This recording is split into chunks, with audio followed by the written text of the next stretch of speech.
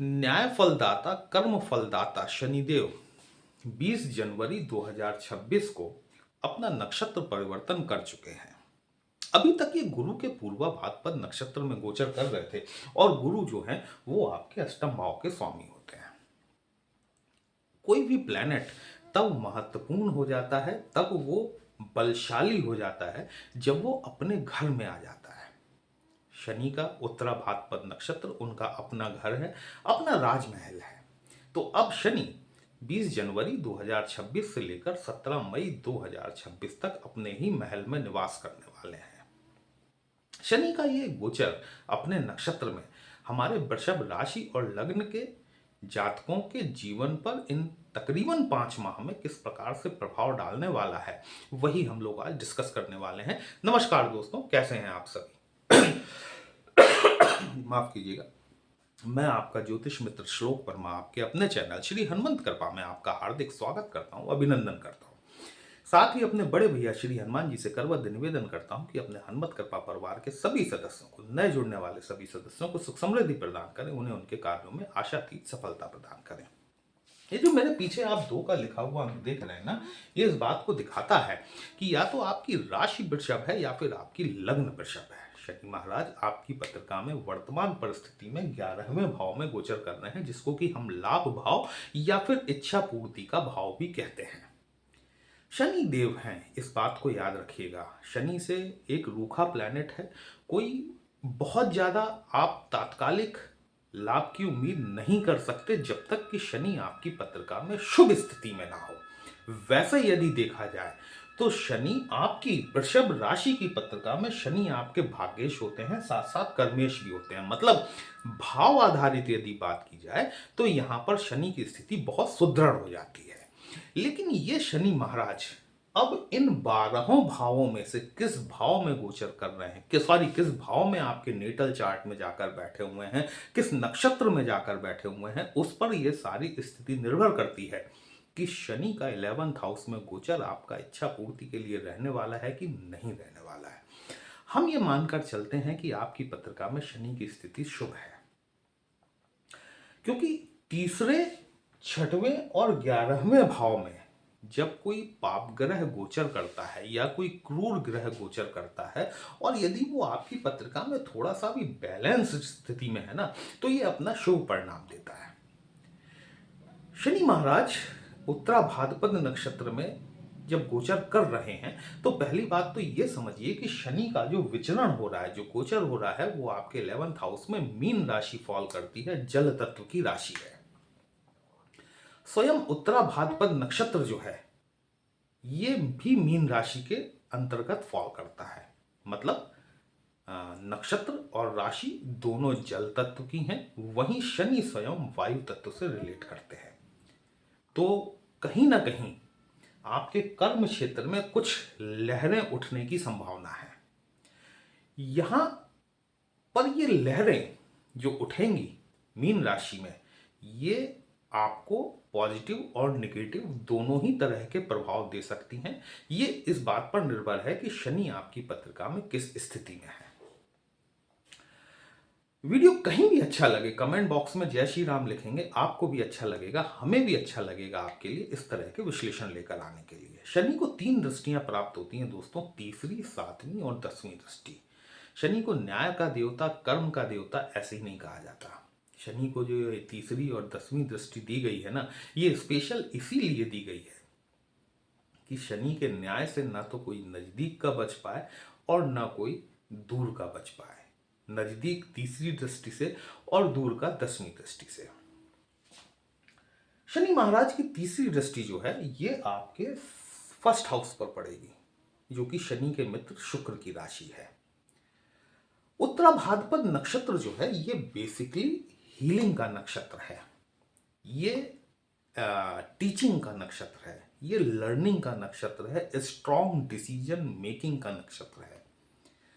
और शनि जैसा अनुशासन प्रिय प्लैनेट, लेकिन उत्तराभाद्र स्वयं में भी आलस्य देने वाला प्लैनेट है। जब से सैटर्न का ट्रांजिट आपके 11th हाउस में हुआ है, तब से मैं आपसे लगातार इस बात को कह रहा हूं कि शनि आलस्य देने वाले प्लैनेट हैं। ये चाहते आपसे लगातार अनुशासन है, लेकिन कहीं ना कहीं आपको आलस्य में घिरने का काम भी करते हैं। फर्स्ट हाउस आपकी पर्सनालिटी होती है ओवरऑल। यहां पर जब शनि की तीसरी दृष्टि पड़ेगी, वो भी उत्तराभाद्र नक्षत्र में जाकर, कहीं ना कहीं 20 जनवरी 2026 से 17 मई 2026 तक का ये जो फेज है, यहाँ पर आपके अंदर आलस्य की प्रवृत्ति बढ़ जाएगी। इस बात को थोड़ा समझिएगा कि ये आलस्य यदि आप करेंगे तो भविष्य में जाकर आपके लिए नुकसानदायक साबित हो सकता है, क्योंकि अगले साल शनि महाराज की 7.5 का आपके जीवन पर प्रादुर्भाव होने ही वाला है। तो अभी से आप जब यदि अपने आप को उस प्लेनेट की डिमांड के हिसाब से मैनेज करते हुए चलेंगे, अनुशासन प्रियता को लेकर चलेंगे, लेबोरियसनेस को लेकर चलेंगे, शनि आपको कर्मठ बनाना चाहते हैं। शनि इच्छा पूर्ति के भाव में बैठे हुए, इस बात को समझिए। स्थान हानि करो जीवा, स्थान वृद्धि करो शनि। शनि क्षेत्रे यदा जीवा, जीव क्षेत्रे यदा शनि। अर्थात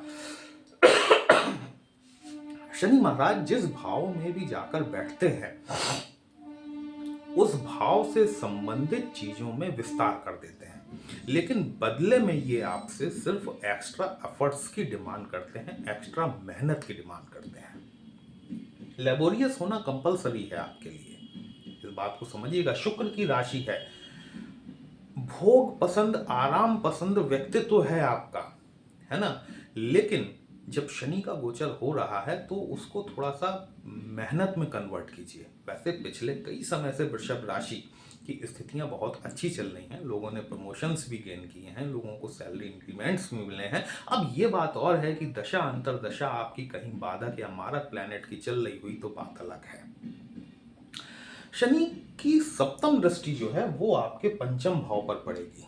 अच्छा, आपकी पत्रिका का जो पंचम भाव होता है ना, ये पंचम भाव आपका लक्ष्मी स्थान होता है, नवम भाव आपका विष्णु स्थान होता है। पंचम भाव के स्वामी आपके बुध देव बनते हैं, द्वितीय भाव के स्वामी भी आपके बुध देव बनते हैं। बुध देव की आराधना नितांत आवश्यक है। आपको दो प्लैनेट को पकड़ना ही पड़ेगा, एक आपके शनिदेव के और दूसरे आपके बुध देव। शनिदेव का मंत्र होता है ओम ब्राम ब्रीम ब्रोम सह शनिश्चराय नमः, और बुद्ध का मंत्र होता है ओम ब्राम ब्रीम ब्रोम सह बुधाय नमः। बुद्ध के जाप में हमेशा याद रखिएगा कि बुद्ध का जो जाप किया जाता है वो अकेला किया जाता है, मतलब ना इसके पहले कोई पूजा की जाती है, ना उसके बाद कोई पूजा की जाती है। इन दोनों प्लैनेट्स को आपको पकड़ना बहुत जरूरी है, क्योंकि इसके बिना आपका गुजारा चलने वाला नहीं है, क्योंकि एक धन भाव और पंचमेश है, दूसरे स्वयं आपके भाग्य शनिदेव हैं। शनि की सप्तम दृष्टि जो आपके पंचम भाव पे पड़ रही है, ये आपकी संतानों को, संतानों की एजुकेशन से, स्टॉक, शेयर मार्केट, सट्टा बाजार, स्पेकुलेशन, लव रिलेशंस, इन सभी को देखने वाला भाव होता है। अब पंचम भाव में आपको अष्टम भाव की मदद लेनी पड़ेगी, क्योंकि शनि की दशम दृष्टि आपके अष्टम भाव पर पड़ रही है, रिसर्च का भाव है। शब्दों पर ध्यान दीजिएगा, रिसर्च मतलब चीज पहले से अस्तित्व में है, लेकिन हमें उसकी जानकारी नहीं है। जब तक हम उसको खोजबीन नहीं करते, उसमें गहरे तक उतर के पड़ताल नहीं करते। कई बार आपने इस बात को देखा होगा, समझा होगा कि कोई चीज़ हमारी आंखों के सामने होती है, हम फाइल के पेज पलट रहे हैं, कोई गणित का कोई सवाल हम हल करने जा रहे हैं, लेकिन हर बार एक मिस्टेक ऐसी कर जाते हैं। उसको जब हम शांत मन से बैठकर सोचते हैं, तब हमें वो गलती समझ में आती है कि हम गलती कहाँ कर रहे थे। तो यही अष्टम भाव है। अष्टम भाव साधनाओं का है, रिसर्च का है।